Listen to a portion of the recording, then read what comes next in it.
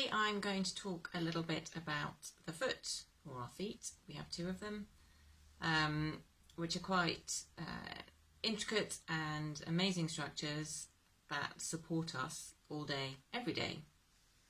There are 126 bones in the foot, so as you can imagine, lots of these are quite small and they are joined together and held in a structure by the soft tissue, so the muscles, many ligaments and the tendons which hold the muscles and attach them to the bones. And these arrange the bones in 3 arches, so you have 2 on the long edges of your foot and 1 that grows across the middle, kind of thing, just back from your toes. And this structure enables your foot to act as a shock absorber when you land, but also as a bit of a spring to propel you when your foot leaves the ground. So our feet are really important to us in supporting us, helping us to move, and they cope with quite a lot of stresses and strains that go through them.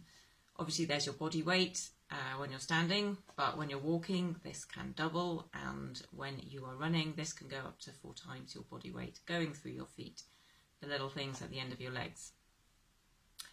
Most of the time they work really well and we don't even really notice that they're there, and they're so far away from us that we don't really pay them that much attention.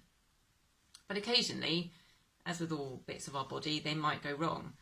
And this could be from an obvious injury, so you might sprain an ankle, which can affect your foot, or you might not actually know the reason. It's usually an overuse reason, where you've done a little bit too much and your soft tissues are complaining a bit. One of the common things that shows up like this is plantar fasciitis, which is inflammation of all the tissues underneath your foot, and it can be really painful. And so understanding your foot and taking some care of your foot can help prevent this and also help you to treat them so that you can get rid of the pain. And obviously I've mentioned that our feet are at the end of our legs, so even though we might feel pain in the feet, the cause may be higher up the leg. So it could be something to do with your knee, it could be something to do with your hip, and pain in your foot can also, or not having your foot working properly, can affect your back and give you backache. So it's quite an important part of our body to address and to look after. So if I was looking at a client who had a pain in the foot, I'd start off by looking at their foot as they're standing, and then as they might do a move, so they might add a small knee bend, and then possibly also as they're walking or running, depending on what pain it is and how they feel it.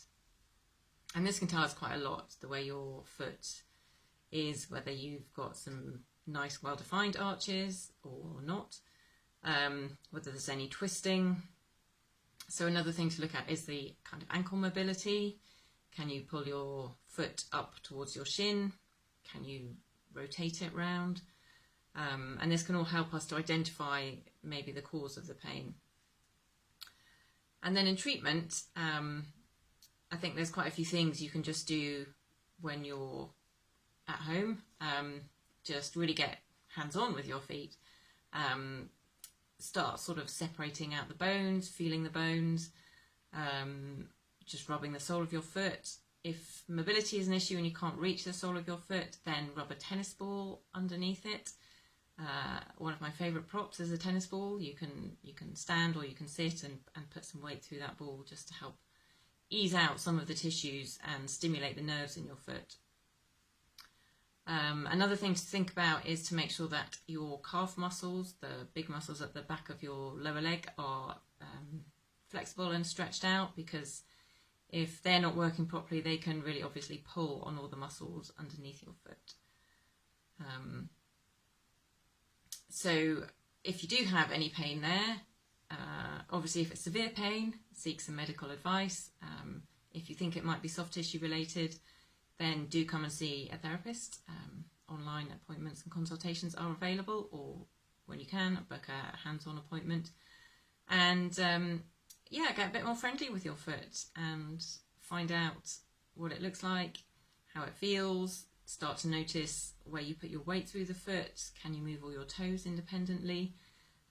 Some other good exercises to help strengthen your foot are to pick things up with your toes. So start with a towel or a tennis ball, and gradually move that into something smaller, down to a golf ball or a pencil. And also standing on one leg, see where the wobble is. If you can easily stand on one leg, make it a bit harder for yourself by standing on a cushion, closing your eyes and still trying to have control in your foot, and also using all the muscles in your leg to do that, because you don't want to overuse the little muscles in your foot when you could be getting that stability from muscles higher up your leg. So I urge you to get in touch with your feet. They're really important, and if something goes wrong, it's quite hard to rest them because we do use them every day. Stay well, and let me know if you have any questions or if you want any more information. Just get in touch and I will help out.